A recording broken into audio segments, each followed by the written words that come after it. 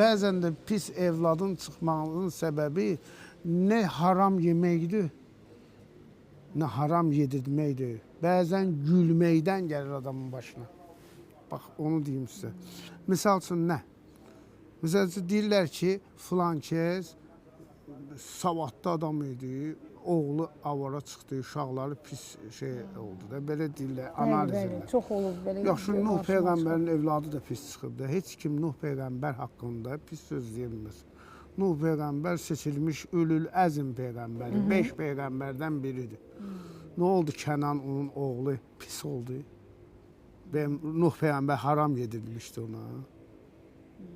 Bəzən genetikada burada işte ana tərəfə çəkmək, ata tərəfə çəkmək.